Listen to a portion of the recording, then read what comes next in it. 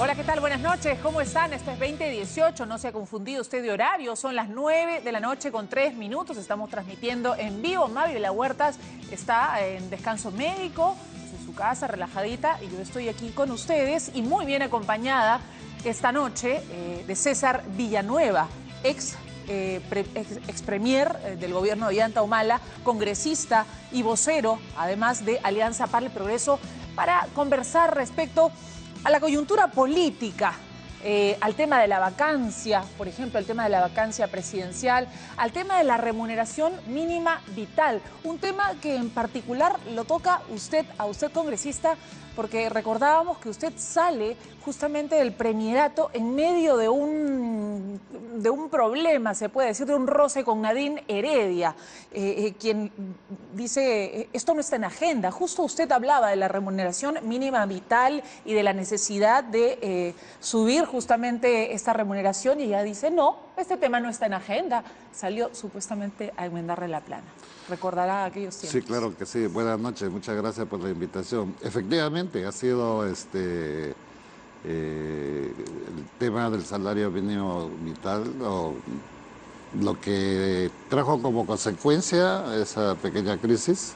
Digo pequeña porque en la práctica el tema era una decisión ya establecida por el propio presidente Ollanta en su momento, que cada 2 años debería de revisarse eso. Correcto. Había cumplido los 2 años. Segundo, revisión significa evaluar cómo estamos en la economía, ¿no? Cómo estamos creciendo, cómo está el nivel de la inflación, que son factores sobre los cuales se calcula, se decide. Exacto. ¿Y hoy cree que se está haciendo de esa manera, que sale Pedro Pablo Kuczynski a hacerlo de manera responsable, a tocar el tema de la remuneración mínima vital y de la posibilidad de un incremento, ¿no?, que se le pide a Barreda? Sí. ¿Es realmente, es realista o es populista? Lo ha puesto al ministro Barreda de un compromiso porque es diferente al momento en que hablamos y pasó el caso conmigo, ¿no? Es diferente porque en ese momento estábamos creciendo más del 5%, había un buen mercado internacional sobre los productos nuestros, entonces estábamos muy bien económicamente. Y obviamente, bueno, tanto como muy bien económicamente en el gobierno de Ollanta Humala no nos ha ido tampoco. Sí, habíamos crecido por los precios que teníamos en esos momentos de los metales, de los minerales. Correcto. Pero sin duda mejor que en el momento que estamos en estos momentos, o ahora, ¿no es cierto? El crecimiento se ha frenado, ¿no? No está por debajo de los cálculos hechos por el propio Ministerio de Economía y Finanzas. Exacto. Y obviamente que eso no es el mejor momento para hablar del salario mínimo vital. Claro. Desafortunadamente, a pesar que es un derecho que tienen los trabajadores. Claro, si la canasta básica es prácticamente el doble de lo que hoy tenemos como remuneración mínima vital, 850 soles, entonces efectivamente sí hay que revisarlo, sí hay que incrementarlo, pero ¿cómo puedes hacerlo cuando tienes por lo menos o casi a la mitad de la población trabajando en medio de la informalidad? Entonces, ¿qué impacto real va a haber en estas personas y en la economía? Más de la mitad de la población está en la informalidad, ¿no es cierto? Porque es obvio que la mayor son las micro y pequeñas empresas las que generan el empleo mayor, ¿no es cierto? Entonces, estas empresas, cuando aumenta el salario mínimo vital, se ven en dificultades. Por eso es que ellos mismos no ven con mucho agrado la formalización. Pero allí es donde hay que atacar, en la informalidad, mejorar todas las condiciones de productividad para que podamos ir levantando. Y es en esas condiciones la reforma laboral, es un tema fundamental. Exacto. Entonces, ¿cree usted que es un anuncio responsable el que ha hecho, es un pedido responsable el que ha hecho el presidente Kuczynski al ministro de Trabajo, al señor Barreda? Yo creo que sí, porque obviamente el presidente en estos momentos está tratando de ver de qué manera estabiliza su situación. Su situación. Su situación. Pero por eso le pregunto si cree que es responsable mirando al país y mirando a la economía y mirando a los trabajadores que esperan mejoras. No conozco periodos donde el presidente Kuczynski, cuando ha sido ministro de Economía, se ha preocupado justamente por el salario mínimo vital, ¿no? Ahora sería buena hora, pero no es el momento oportuno, ¿no? Para el salario mínimo vital. No es el momento oportuno. No es el momento oportuno por dos razones fundamentales. Uno, porque el nivel de la economía está frenada, hay que fortalecerla mucho más, hay que mejorar la productividad, mejorar los ingresos y crecer un poquito más. Y en segundo lugar, siempre hace anuncios cuando está en una situación crítica. Entonces, hace poco creíble una situación de sinceridad, ¿no? Sobre este tema. Y es una tarea bastante difícil para el ministro Barreda, sin duda. Y en ese sentido, ¿han pensado en Alianza para el Progreso respecto al tema de la vacancia, mientras ya en el Frente Amplio, el Nuevo Perú, está viendo la manera de armar una nueva situación de vacancia presidencial? La vacancia está caminando, ¿no? Correcto. Y hay conversaciones entre los partidos, no es una conversación... sí, se ha conversado con Fuerza Popular, con el Nuevo Perú, Frente Amplio, Acción Popular. Hay una cruce de conversaciones para hacer una evaluación y tomar una decisión pensada, una decisión seria sobre esto, pero sin duda es el camino. Lo más conveniente para el presidente Kuczynski, que es una situación donde cada día se debilita mucho más, ¿no? Yo lo he señalado hace mucho tiempo, es la renuncia. Porque la renuncia sería una acción menos traumática para el país, para el propio presidente, pero que sin duda ha mostrado que no tiene voluntad de... Exacto. Él no tiene voluntad de renunciar y probablemente antes muerto que Dios no lo quiera, claro, ¿no? Claro. Lo quiere matar, pero digo, antes muerto, como se dice, que renunciando. Claro. Ahora mismo hace Entonces, la salida sería la vacancia. Sin duda alguna, sin duda alguna. Pero en el caso de Alianza para el Progreso, todavía las opiniones están divididas. Hay necesidad de tomar una decisión corporativa. Estamos trabajando sobre eso, mejorando la información y acumulando la mayor parte de datos que se pueda... Así como... dar una definición como bancada. Así como hay un voto de conciencia que muchos congresistas toman, digamos, para argumentar sus decisiones a la hora de las votaciones, también hay, un criterio personal particular. ¿Cuál es su criterio personal particular, el de César Villanueva, ex premier, respecto precisamente al tema de la vacancia? ¿Usted cree que el mejor camino para el país es que Kuczynski se vaya? El mejor camino es en estas condiciones. Tomando en cuenta además la última encuesta de Ipsos, el 84% del país de los encuestados no confía, desconfía del presidente. Así es, no es el tema de las encuestas así, puede haber momentos de popularidad y momentos de baja, eso es normal en la política, pero lo que ha ocurrido con el presidente es que varias veces no ha dicho la verdad. Ha dicho que no conoce a Odebrecht, conoce a Odebrecht, ¿no es cierto? El tema del indulto, que pudo, en realidad él complicó mucho más el indulto, porque el indulto no era una cuestión tan dramática si las cosas se hacían correctamente en sus y tiempos. en el momento oportuno. Otra vez volvemos al momento oportuno. Entonces, todos esos elementos y las últimas formas de contrato y relación que ha tenido con su empresa unipersonal, ¿no? Y el Estado, siendo el representante del Estado. Entonces, todo esto ha formado un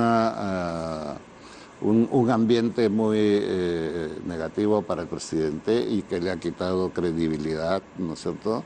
Y un presidente de la República no puede tener esa debilidad, no tener credibilidad, ¿no es cierto? Hoy en día 54% entonces, piensa que debería renunciar. Entonces, una 54% vacancia... de peruanos. Sí, claro. una vacancia siempre es dramática, no es lo deseable una democracia. ¿Pero llega a ser necesaria? ¿Pero llega a ser necesaria, cree usted, en nuestro caso? Sin duda, porque cuando se habla de gobernabilidad se dice no saquen al presidente, que todo siga exactamente igual. Y si uno ve, la gobernabilidad está perdiéndose cada día, ¿no es cierto? Y el nivel económico estancado, no hay incentivos, no hay un liderazgo que empuje el carro. Y en eso la población tiene que entender que no es como se dice una decisión de las izquierdas solamente, ¿no? Se les está dando el título a ellos, pero entonces, es una conversación que es multipartidaria, no es solamente de un lado, y tampoco tiene rasgos ideológicos, es simplemente la evaluación que se está haciendo en función a cómo el país está caminando, necesita un aire fresco, por eso es la necesidad de un cambio lo más rápido posible en el marco constitucional, ¿no? Para evitarnos que rompa el marco institucional de otras maneras, ¿sí? Hay que ir sobre esa corriente. ¿A usted entonces le parecería una forma responsable hacerlo a través de la vacancia? A mí, en lo personal, sí, pero vamos a conversar con la bancada para definirlo corporativamente. ¿Y a quién le gustaría ver, por ejemplo, si entre Vizcarra y Arauz si usted tuviera que escoger? Es que lo que sucede es que no es cuestión de escoger. La Constitución establece claridad, es el primer vicepresidente de Vizcarra, ¿no es cierto? Y es a quien corresponde tomar esta posta, refrescar el gobierno. ¿Le gusta la idea de Vizcarra? Sin duda, sin duda. No, por eso no estaríamos hablando de la vacancia en esta posición. Yo creo que el ingeniero Vizcarra ha demostrado allí, en el caso cuando ha sido gobernador de Moquegua, un resultado excelente, ¿no? Además, yo le he conocido el trabajo en la Asamblea de Gobiernos Regionales del Perú, excelente.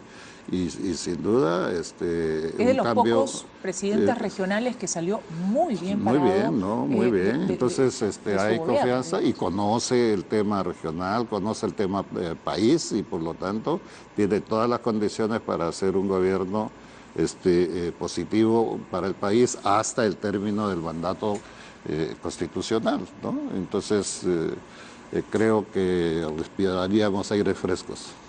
Muy bien, nos queda claro. Entonces, por lo menos su posición. No, siempre lo he dicho, con claridad, sin rodeos. Correcto.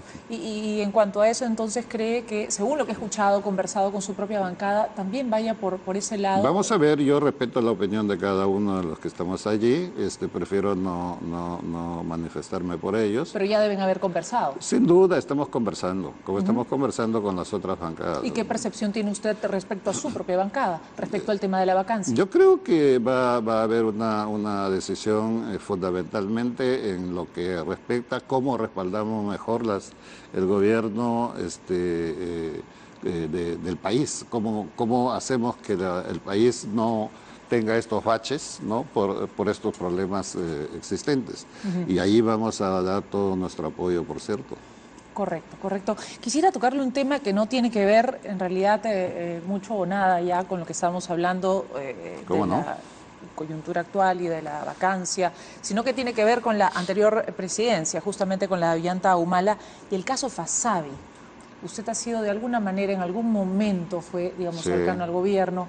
Yo le pregunto, nuevamente apelo a su percepción. ¿Qué cree usted respecto a Humala?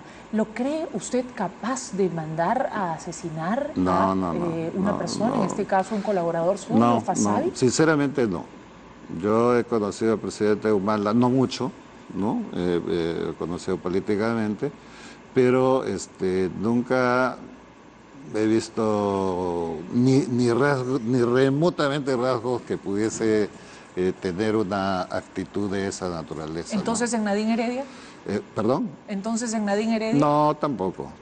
Yo creo que la investigación que se está llevando a cabo debería de profundizarse un poco más, ¿no? Porque sería terrible que se dé un hecho de esa naturaleza. Estaríamos frente a una situación de horror, ¿no? Horrorosa, tener que matar para mantener... No creo, yo he tenido mis discrepancias con ellos, pero no a un nivel de esa naturaleza. Muchísimas gracias por su presencia, al vocero de Alianza para el Progreso, César Villanueva, por estar con nosotros en 2018. Nosotros vamos a hacer una pausa y les anunciamos que ya está con nosotros la canciller Cayetana Aljobín para hablar justamente de este tema de las declaraciones de Maduro. Contra viento y marea, llueva, truene o relampaguee, yo voy para el Perú en abril, ha dicho. Cayetana Aljobín, luego de la pausa.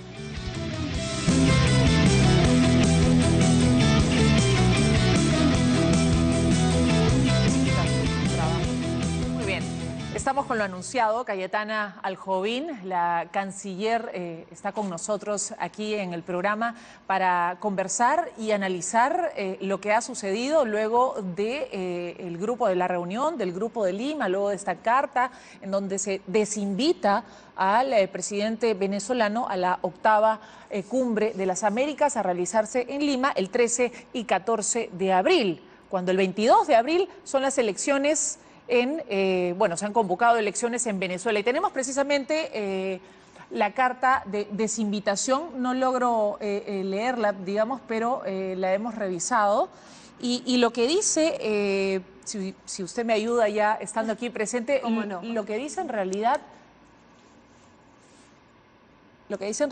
la carta es que por encargo del señor presidente de la República y en base a la declaración de Quebec, que establece que los estados que acudan a la cumbre tienen que respetar el orden constitucional, es que se le retira la invitación.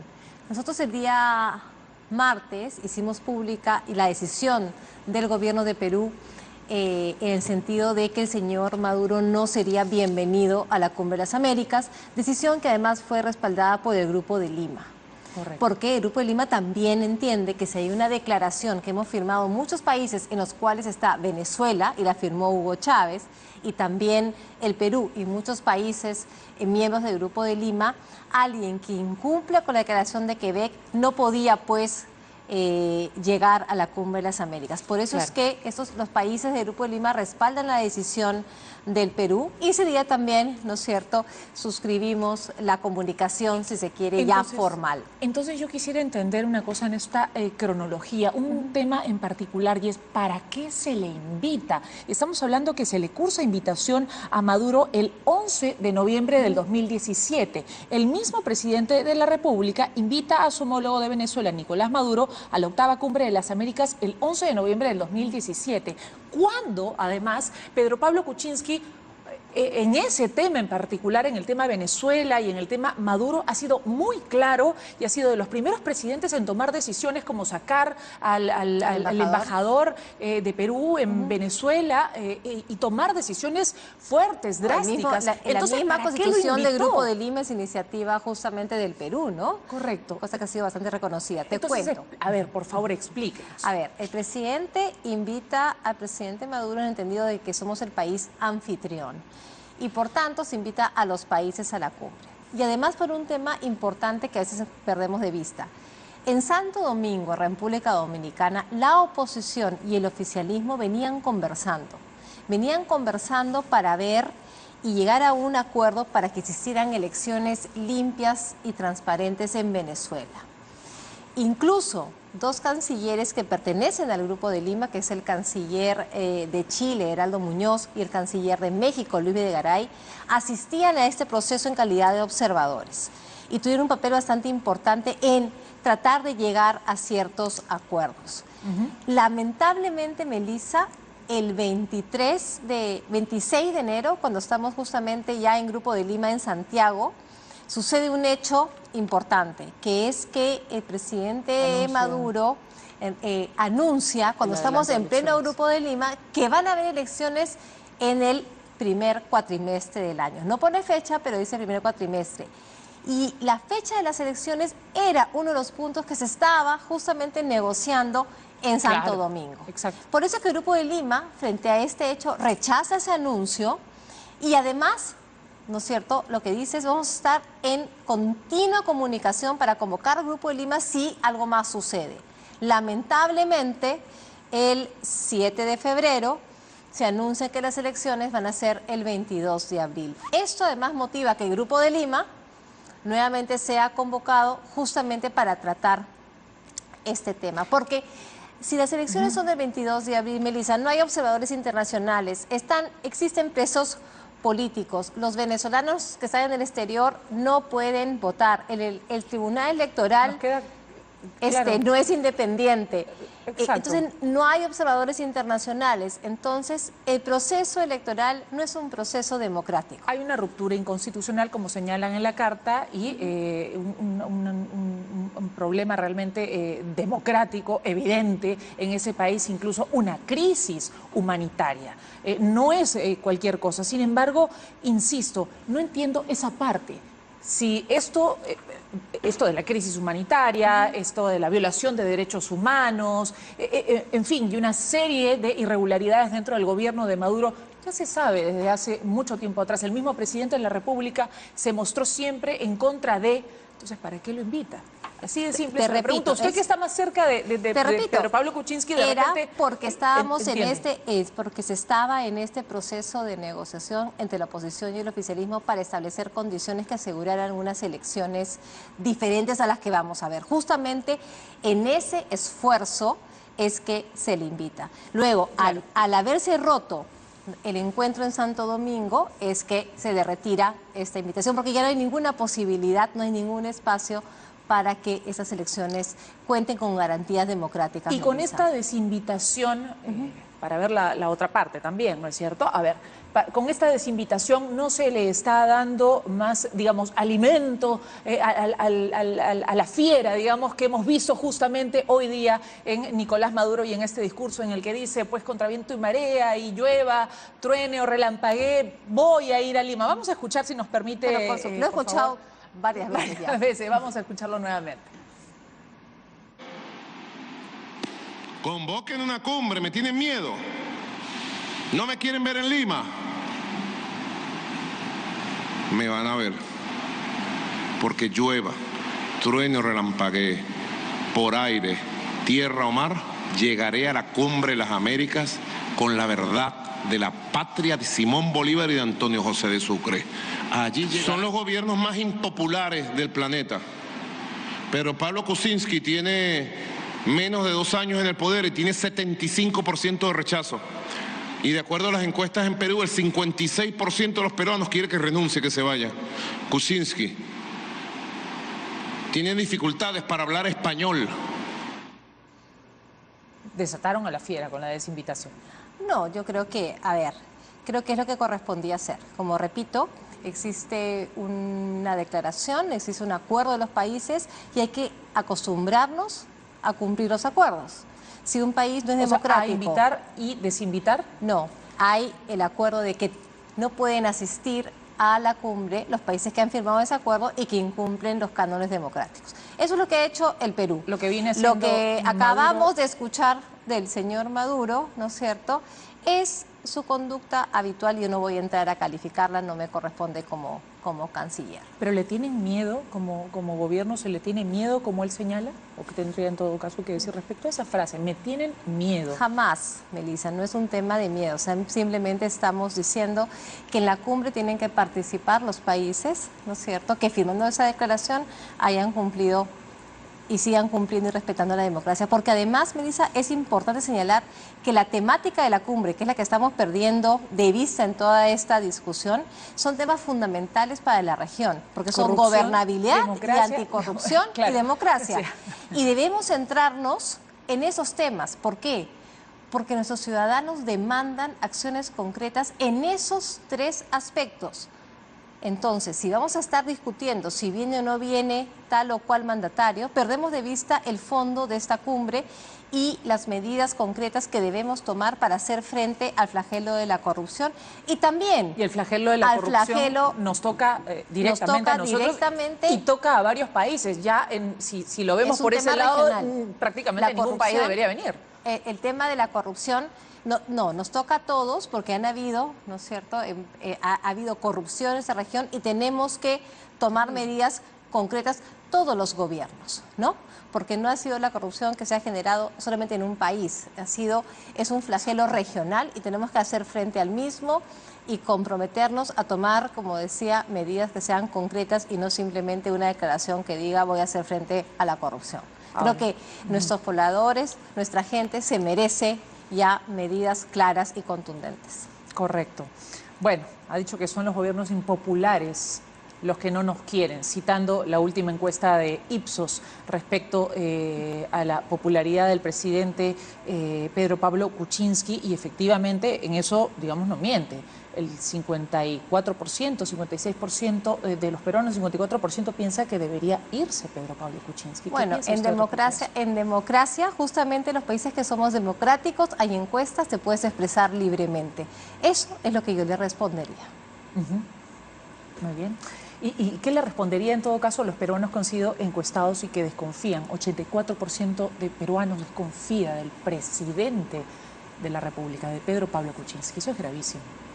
A ver, yo creo que las encuestas son fotos del momento y un país no se maneja en base a encuestas, Melissa. La encuesta cambia en función de varias circunstancias que suceden, ¿no es cierto? El presidente es un presidente que trabaja, es un presidente que está dispuesto, ¿no es cierto?, a ir al abajato, ya lo ha señalado. Es un presidente que no está siendo investigado y es un presidente que hará frente y ha respondido y responderá. Incluso ha pasado por un proceso de vacancia en el Congreso de la República. Entonces, yo diría que se confíe, y es un presidente que ha tomado medidas anticorrupción que, claro, como no salen en los titulares, nos olvidamos, ¿no? Pero se ha implementado por primera vez cláusulas anticorrupción en los contratos que no existían. Los funcionarios públicos tenemos que hacer declaración jurada de intereses que antes tampoco existían. Las empresas corruptas no pueden contratar con el Estado ni participar en los procesos. Entonces, hay una serie de medidas concretas que se han ido tomando frente a la corrupción. Ahora, bueno, sin embargo, ayer el ministro de Defensa, por ejemplo, Jorge Kisic, decía ahí, bueno, un conflicto de intereses entre sus negocios y el cargo no es suficiente para su salida. ¿Usted considera, está en la misma línea, se maneja en esa misma línea, piensa de la misma manera que el ministro de Defensa, el señor Kisic? No Porque comparto, se habla de vacancia. No comparto esa apreciación. Vamos a conversar con Jorge al respecto. Ajá. Regresando al tema de Nicolás Maduro y regresando al tema del Grupo de Lima, ¿hubo consenso en esta reunión justamente de desinvitar al presidente Maduro? Hubo consenso en el sentido, primero, que es una decisión del país anfitrión, y hubo consenso en respaldar la decisión del gobierno del Perú. Fue un tema que se discutió, Perú lo llevó a la mesa, señaló cuál era su posición y por qué estaba tomando esta decisión, y los países miembros estaban de acuerdo, del Grupo de Lima, ¿no?, que no son todos los que asisten a la cumbre, estaban de acuerdo con lo mismo. Pero también nos hemos perdido en la declaración del Grupo de Lima, simplemente en el tema de Maduro, cuando es mucho más amplia la declaración de Lima del día 13, ¿no? Ahí hay un rechazo frontal frente a la convocatoria de elecciones, y se hace una serie de pedidos al gobierno de Venezuela que van desde que revisen el proceso electoral, el calendario electoral, pero también que permita un corredor humanitario, Melissa. Hoy por hoy Venezuela muere de hambre. Sí, pero Venezuela no reconoce que atraviesa una crisis humanitaria. Y el gobierno de Venezuela. Entonces, eso en política internacional impide que los países que quieran brindar ayuda y atención, o organismos no gubernamentales que quieran traer alimentos, medicina, enseres de primera necesidad, no puedan ingresar, porque el país, el gobierno, no reconoce esa situación. Entonces, también se ha hecho un pedido en ese sentido. También, ¿no es cierto?, se ha tomado nota del informe de la Comisión Interamericana de Derechos Humanos sobre la situación de Venezuela. Los actos también de la Corte Penal Internacional, muy importante que se comience a investigar las ejecuciones extrajudiciales también. Correcto. Y en ese sentido, 8.000 venezolanos entran cada mes a nuestro país. Y entiendo que 80.000, hay más de 80.000 venezolanos en el Perú, en este momento, de los cuales 25.000 han obtenido este permiso temporal de trabajo para poder, digamos, formalizarse. ¿A qué reflexión le lleva usted, teniendo en cuenta que cada vez son más las voces, incluso políticas, que se manifiestan en contra de lo que, consideran un éxodo grandísimo de venezolanos que le quitan trabajo, como ha dicho, por ejemplo, Justiniano Pazza, ¿cierto?, congresista de la República, ha dicho eso, le quita trabajo a los jóvenes peruanos, entonces no son bienvenidos. Le diría que eso no es así, que representan, son 100.000 venezolanos los que tenemos en el Perú hoy en día. Es el 0.6% de la población ocupada. Hoy por hoy no hay un tema de empleo, el empleo ha crecido y lo puede absorber la economía. Y yo lo que le respondería, Melissa, es que Venezuela fue muy solidario con el Perú. Y fue muy solidario en los 70s y muy solidario en los 80 y recibió a miles de peruanos. Lo que le corresponde al Perú hoy en día es tener la misma política que tuvo Venezuela con nosotros. Moralmente es lo que corresponde. Moralmente es lo que corresponde. Hoy por hoy no tenemos, ¿no es cierto?, un problema de empleo, no existe, pero hablemos claro, hay ciertamente una parálisis en la economía y eso no lo podemos negar, en cifras de crecimiento, en cifras de producción. Entonces, tenemos la capacidad de resolver los problemas yo creo que, ciudadanos venezolanos. La economía ha venido creciendo, Melissa, incluso las proyecciones de crecimiento han sido revisadas por el Banco Mundial me parece que el mes pasado. Somos de las economías que más crecemos en la región y eso también hay que señalarlo. Pasa que también en todo este barullo a veces también perdemos de vista ese tema. Estamos trabajando justamente para poder permitir una reactivación mayor, por eso es que se ha presentado un proyecto de ley en el Congreso para modificar el decreto de urgencia 003. Entonces, no hay hoy por hoy un problema. Más bien, un tema que nos preocupaba también era el tema de las condiciones laborales. SUNAFIL está actuando en ese sentido, ¿no?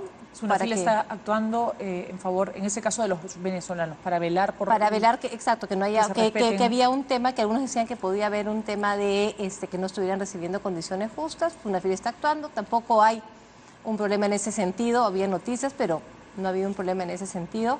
Entonces, yo creo que lo que corresponde, y ya sin ideologías, Melissa, es decir, Venezuela fue solidario, al Perú le toca ser solidario hoy en día. Claro. Como lo está haciendo también, además hay que decirlo, en Colombia, Ecuador, Chile, Brasil, Guyana y los países centroamericanos también, ¿no? Correcto. Todos estamos recibiendo... Chile, Argentina, estamos recibiendo a nuestros hermanos venezolanos que están saliendo porque hay una crisis, como tú has dicho, humanitaria. Correcto. Ministra, hay ciertamente, respecto al tema de derechos humanos, una preocupación muy grande de este gobierno por los derechos humanos en Venezuela, por la gobernabilidad en Venezuela, por la democracia en Venezuela. Sin embargo, en Honduras se ha presentado un problema, digamos, a la hora de la legitimidad de sus elecciones. En noviembre del año pasado, la OEA por lo menos la señaló. Y sin embargo, en ese sentido, el Perú no se ha manifestado en contra del proceso electoral en Venezuela, hablando de temas de democracia, de gobernabilidad, el tema de transparencia en Honduras. El tema de Honduras lo hemos visto y este tema ha quedado superado y reconocido por toda la comunidad internacional, Melissa. Y en ese sentido no tienen nada más que analizar, ni repensar, ni replantear. No, ya fue superado. Correcto. Muy bien. Bueno, ahora hay un tema que preocupa muchísimo y tiene que ver con la vacancia presidencial. Nuevamente se toca el tema de la vacancia presidencial. Nuevamente Nuevo Perú, el Frente Amplio, está viendo esa posibilidad y, como le decía, pues hay un conflicto de intereses aparentemente entre negocios y el cargo que tuvo el presidente de la República cuando fue ministro de Economía, cuando fue primer ministro del gobierno de Toledo, aparentemente, y sin embargo, él parece no reconocerlo. A ver, el presidente el tema de vacancia, yo creo que es importante señalar dos cosas. Hay una vacancia que se presenta por el tema del indulto, y como tú bien sabes, tú puedes estar de acuerdo o en desacuerdo con el indulto, pero es una facultad que está en la Constitución. Entonces, por ese motivo no puede haber vacancia. La otra vacancia que se presenta nuevamente son por los mismos hechos que se discutieron en diciembre. Entonces, si un tema de esa naturaleza ya se votó y ya concluyó, no se puede volver a poner sobre la mesa, ¿no? En realidad. Es una opinión. Es lo que debería suceder. Si no, todos los días estaríamos planteando, ¿no es cierto?, vacancia. Y hay un tema adicional, Melissa. ¿Pero qué podría decir, la incapacidad por ejemplo, moral permanente? Ajá. Si tú revisas el diario de debates, cuando se discuten lo que es incapacidad moral permanente, está referida a la incapacidad mental. ¿Por qué? Porque si tú quieres acusar a un presidente constitucionalmente, hay solamente 4 causales, Melissa. No es el tema, están usando el tema de vacancia. ¿Por qué? Porque la Constitución lo que hace es proteger al presidente de la República para que pueda gobernar. Y si hay algún hecho que discutir, lo que se hace es termina su mandato y en ese momento se discute. Eso es lo que dice nuestra Constitución, Melissa. Lo acaba de explicar clarísimamente el doctor Boré en la mañana. Correcto. Aún así, si en el Parlamento la vacancia finalmente ocurre, finalmente se da. Tenemos a Nuevo Perú, tenemos, le decía, el Frente Amplio conversando con Fuerza Popular, estamos hablando de una, tal vez, alguna mayoría, todavía no la tiene muy clara, Alianza para el Progreso, en fin, pero es una posibilidad latente, la vacancia. Yo no me pronuncio sobre posibilidades. No le preocupa. Ni especulo. No le preocupa. Ni especulo sobre esos temas. ¿No le preocupa? Usted que ha sido, ha pasado por 3 carteras distintas, que conoce muy bien cómo funciona este gobierno y me imagino que conoce además a Pedro Pablo Kuczynski. Yo creo que no se puede utilizar. ¿No le preocupa? Yo creo que no se puede utilizar, ¿no es cierto?, la Constitución al antojo. Eso es lo que te diría, ¿no? Creo que el presidente fue elegido democráticamente y es lo que tenemos que respetar. Respecto a la Corte Interamericana de Derechos Humanos, me gustaría saber y me gustaría conocer, lo siguiente, sobre la posición de la ministra de Relaciones Exteriores en el tema del Tribunal Constitucional y el tema del caso El Frontón. En ese caso, ustedes se han manifestado como gobierno, han tenido una afinidad, digamos, con la oposición en relación a ese tema en particular, en estar, no sé si el término es en desacuerdo con o pidiendo aclaración a la Corte Interamericana creo que es respecto a ese tema. Creo que es importante señalar. Aclaración. Sí, nosotros creemos que la resolución no es clara, que merece ser aclarada, por eso es que dijimos que es oscura, por eso es que por eso la palabra aclaración. Tú aclaras algo que no está claro, valga la redundancia, que es oscuro. Y la aclaración es una facultad que tiene cualquier Estado. Está en la Convención Americana de Derechos Humanos, que si hay un tema que hay que aclarar, tú tienes ese recurso, ¿no es cierto?, que puedes interponer con el Estado frente a la Corte. O sea que es perfectamente legítimo y constitucional. Y creemos que es lo que corresponde. Nosotros no nos pronunciamos sobre el fondo del asunto. Nos estamos pronunciando sobre el recurso de aclaración y creemos que corresponde pedirle a la Corte que aclare. Correcto. Muy bien, agradecemos la presencia de Cayetana Aljovín, canciller peruana, que ha estado aquí con nosotros. Y hay una última frase, parte del editorial del diario El Comercio del día de hoy. Pedro Pablo Kuczynski en Moyobamba: el tiempo pasa, pero yo sigo como presidente.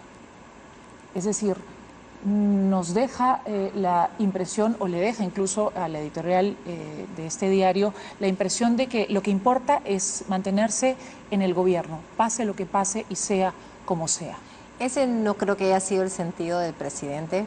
Conozco al presidente, lo que ha dicho es, el tiempo pasa, acá seguimos trabajando. Día punto. con día, de repente, tan Estamos está. trabajando. El presidente viaja 2 veces por semana, recorre todo el Perú y sigue trabajando. Y es el mensaje además que nos ha dado a todos. Por eso que te puedo decir que él dice, tenemos que seguir trabajando, no nos podemos detener. Tenemos que seguir trabajando porque mientras que todo el mundo discute estos temas políticos, tenemos que asegurarnos, he sido clarísimo, en llevar agua a los miles de peruanos que no tienen agua. Tenemos que seguir construyendo carreteras, tenemos que ocuparnos de la reconstrucción, tenemos que hacer que las personas que aún están, ¿no es cierto?, en un albergue, tengan una casa. Y a todos nos manda a hacer ello. Yo sigo encargada de la libertad y me toma revistas si he vuelto a la libertad o no, canciller. Usted está encargada de la libertad y por eso que coordino, ¿no es cierto?, con las autoridades de la libertad permanentemente y viajo para ver cómo está la situación. Todos tenemos que seguir trabajando para, ¿no es cierto?, satisfacer a los ciudadanos que son a los que nos debemos. Pero si existe ruido político, uno se distrae. Lo que el presidente ha manifestado es que no hay que distraernos y que tenemos que seguir trabajando y adelante. Ese es el mensaje. Correcto. Muy bien, le agradecemos muchísimo entonces su presencia aquí. Era entonces Cayetana Aljovín, canciller, muchas gracias. Nos vamos a ir a una pausa, pero vamos a regresar también para hablar de un tema muy importante, la remuneración mínima vital, 850 soles. Le ha pedido el presidente Kuczynski al ministro de Trabajo, Javier Barreda. Bueno, vea usted cómo se maneja este tema y vea usted si se puede revisar y si se puede aumentar. ¿Es una medida realista? ¿Es una medida populista? Vamos a hablar del tema con Jorge González Izquierdo luego de la pausa.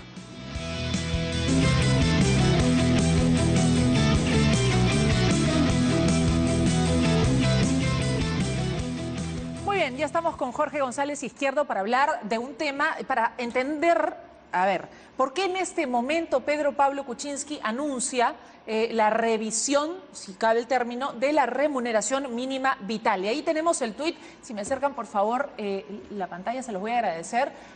He dispuesto, ha dicho el presidente, he dispuesto que el ministro de Trabajo y Promoción del Empleo, Javier Barreda, convoque de inmediato al Consejo Nacional de Trabajo para evaluar la remuneración mínima vital. Es lo que ha dicho Pedro Pablo Kuczynski el día de hoy a través de un Twitter. ¿Fue el día de hoy? Ayer. Sí, fue ayer, exactamente. Fue ayer y ya la CGTP, por ejemplo, la Central General de Trabajadores del Perú, ha dicho, esta es una medida populista. Y es una medida populista porque en realidad él hace el anuncio en medio de una crisis, en un momento en el que tal vez no corresponde. ¿Cree usted lo mismo? Mira, Melissa, bueno, bienvenido. En primer lugar, muchas gracias por la invitación. Mira, vamos a hacer un análisis económico primero y después le vamos a meter el componente político. Correcto. ¿Ya? Desde el punto de vista económico, déjame hacer 3 comentarios bien claritos. Primero, desde la última vez que se aumentó el sueldo mínimo a 850 soles, a hoy día han transcurrido casi 2 años. Y yo siempre he sostenido que en un país como el Perú, de baja inflación, revisar el sueldo mínimo cada 2, 3 años es algo que se puede hacer. Correcto. Antes, sí, no, porque no estamos en un país como Venezuela que lo reajusta pues, cada 3 meses o cada 2 meses. ¿No? Segundo, así como cuando alguien estás con una infección y te recetan, por ejemplo, 2, 3 antibióticos, 3 pastillas de antibiótico al día para matarte la infección, pero te puede matar con los efectos secundarios, colaterales, te puede malograr el riñón o el hígado.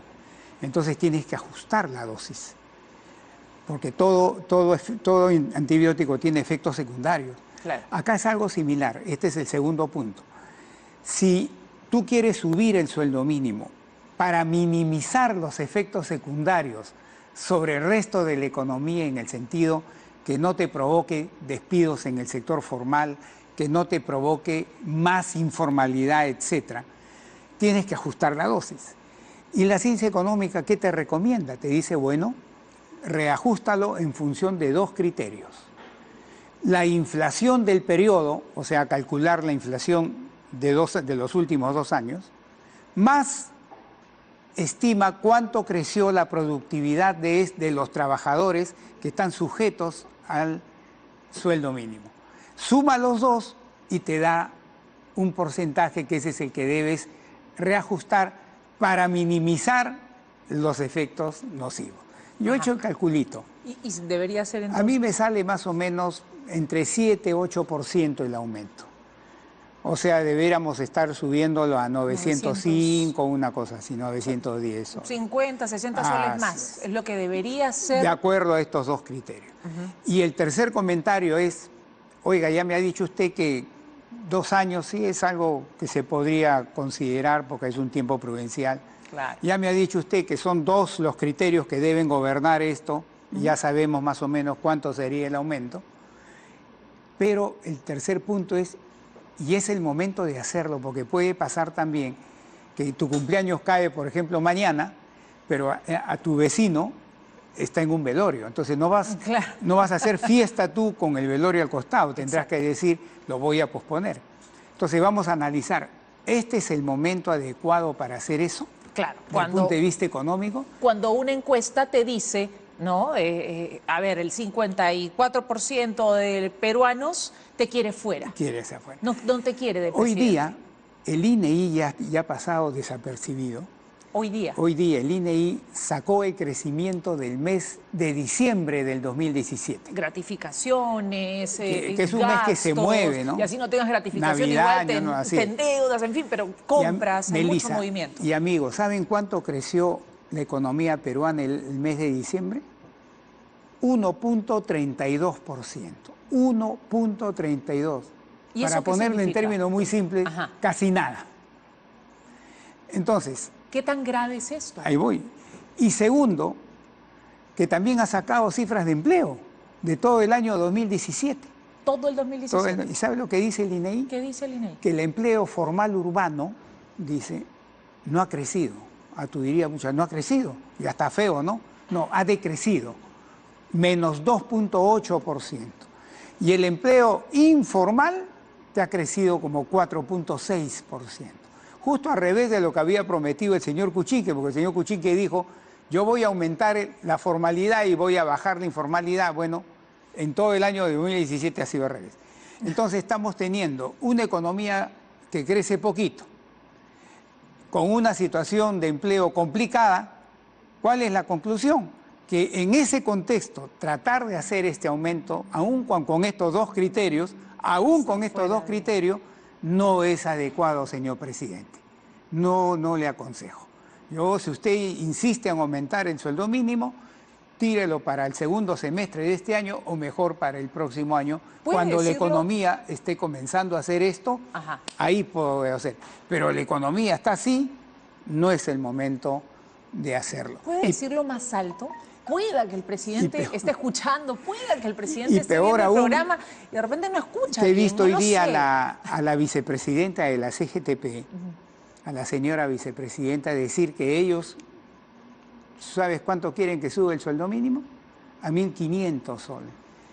Olvídate, pues, subimos a 1.500 y ahí, para seguir con el ejemplo, me tomo el antibiótico y lo que hace es destruirme el riñón y el hígado, pues. O sea, me voy de mal en peor. Pero en realidad debería ser, la canasta básica familiar está más o menos por los 1.500 soles. Sí, pero ¿sabes qué pasa? Mucha gente razona así, pero yo le voy a decir algo. Mira, Melissa, cuando tú trabajas en una empresa privada, yo trabajo en una empresa, los que están acá ayudándonos trabajan en una empresa privada, tu sueldo que te pagan ¿es por qué? Es por lo que tú produces en la empresa. No te están diciendo, oye, tu sueldo, o sea, el empresario que te contrata, no te dice, yo te voy a pagar en función, no. Él te dice, yo te voy a pagar porque lo que tú haces en mi empresa. Por eso es que los vendedores, por ejemplo, que tienen meta, cuanto más venden, más producen, más ganan. Correcto. Así es. Pero entonces la mitad el salario de la población en nuestro país trabaja en el sector informal. Pero es sector privado. Entonces, en el sector privado, seas formal o informal, quien te contrata es por lo que tú vas a producir allí. Esas son las grandes empresas, las medianas empresas. También una pequeña empresa también. Nadie te regala la plata, Melissa, ni quiere regalarte la plata. Claro. Si yo te contrato a ti, yo te voy a pagar de acuerdo a lo que tú me produces. Es decir, el salario es la retribución a mi trabajo. Entonces, no es muy fácil decir, no, mejor, mira, fíjate cómo está la canasta.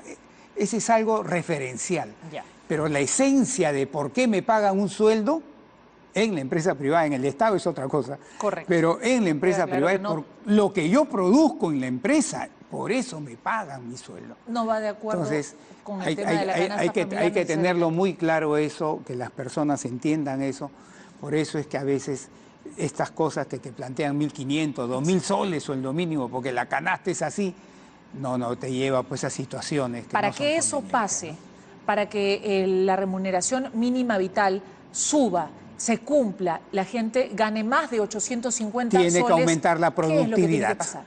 Porque ¿quiénes son los que ganan sueldo mínimo? Las personas que tienen poca educación, poca calificación o ninguna, y experiencia nula o muy poquita experiencia. ¿Y el gobierno qué puede hacer para que eso mejore, para que eso cambie, para que realmente tiene haya que un impacto invertir en el educación, empleo? tiene que invertir en infraestructura, tiene que invertir en salud y tiene que invertir en cambiar las instituciones de este país para que funcionen. Y decir, en este momento, vamos, señor Barreda, revise usted y haga un ajuste para aumentar la remuneración mínima vital. En este momento, ¿es responsable? En este momento ya acabo de decirlo y lo voy a repetir, señor presidente, no es el momento adecuado hoy día de hacer un aumento del sueldo mínimo vital, aún con los dos criterios que manda la ciencia económica, porque la economía está creciendo, como acabamos de ver, en diciembre creció con las justas 1.3, el empleo no es una situación adecuada, entonces en ese contexto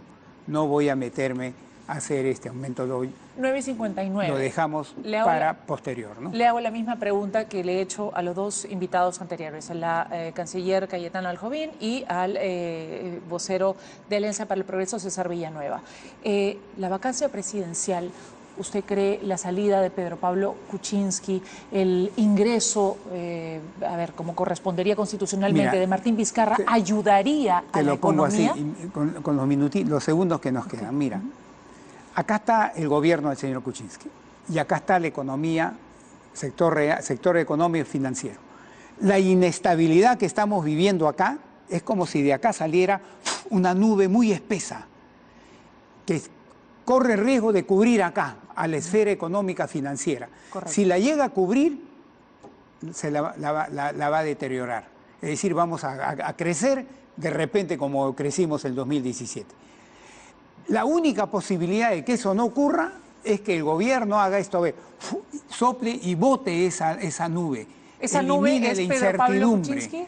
Y yo le digo, el señor presidente debe él decir, bueno, yo puedo formar un gobierno de unidad nacional fuerte que me dé sustento político, institucional y social fuerte, si él mismo dice, no estoy en capacidad de hacer eso, es mejor que dé un paso al costado, porque puede venir otra persona que sí lo puede hacer. Martín Vizcarra. La Constitución lo dice así, ¿no? Muy bien, muchísimas gracias al economista Jorge González Izquierdo, siempre tan didáctico, explicándonos, bueno, también asustándonos, 1.3, trayéndonos esas cifras del INEI. Es el INEI. Pero claro, del INEI en diciembre solamente 1.3, cuando normalmente en diciembre se mueve la cosa sobre los 5 puntos. Estaban estimando hace algunos meses atrás que iba a crecer 3.3 y pico. Ajá. Y un jalón de oreja a la gente del Ministerio de Economía y Finanzas, Banco Central de Reserva, etcétera, que ya decían, Melissa, que desde agosto, septiembre del año pasado ya la economía ya estaba así. Ajá. Y las cifras de noviembre y diciembre, 2 meses seguidos, dicen justo lo contrario. Todo lo contrario. Muy bien, muchas gracias, preocupante. Gracias nuevamente. Bueno, ustedes se queda ahora con Valery Vázquez de Velasco y Noticias a las 10. Gracias por informarse vía Canal E.